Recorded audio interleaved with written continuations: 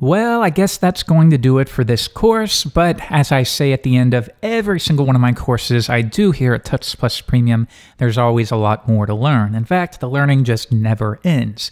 Sometimes it's a little overwhelming, but luckily we love this stuff. So here are some additional tools and resources that I do recommend you refer to at some point in your future learning. Now think of Behat as the PHP alternative to Cucumber for Ruby developers.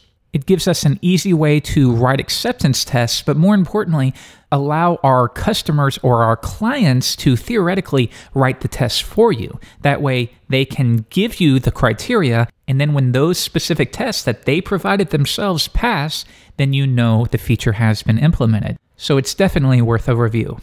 However, if that gherkin-style syntax doesn't really flow well with you, you might consider Codeception. I love Codeception. I've even done a full course on it, and this allows us to write functional and acceptance tests in code, but in the most readable way possible. For example, I am on this page and I expect to see this text, or I fill this form, or I click this button, then I expect to be on this page. Codeception gives us a really easy way to write those in PHP.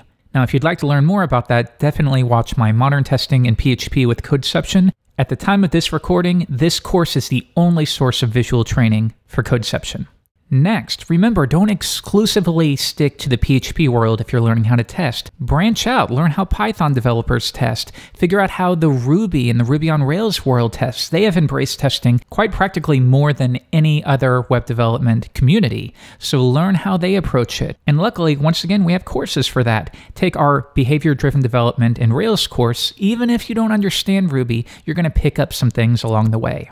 Finally, beyond Touch Plus Premium, you just need to read. And the funny thing is, what you'll find is the more you mature as a developer, the older the books you read. When you first start, you just read books that were just released in the last year or two, because obviously we know a CSS book from 2002, well, that's not overly helpful. So much has changed since then.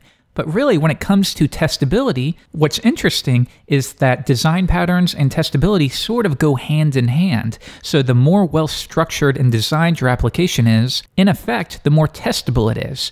So go ahead and read Growing Object-Oriented Software Guided by Tests. This is sort of the Bible. Now, those examples will be provided in Java, but PHP and Java aren't enormously different. You should be able to make the transition. And on that design patterns note, read everything you can find on design patterns. Like when we covered the repository pattern, using repositories as our data layers, that's a design pattern. The dependency inversion principle that we reviewed, that is a pattern. So read any content you can find, whether it's a book or a tutorial on design patterns. And we have some on Touch Plus Premium too, by the way. And finally, I love talking about testing. This is something we're all still sort of figuring out. So I have a piece of the puzzle, and maybe you have a piece of the puzzle. So why don't we be friends on Twitter, and we can continue the discussion. My username is Jeffrey_Way. And with that final link, that brings us to the close of this course. I hope you enjoyed it. My name's Jeffrey Way. I'll see you later.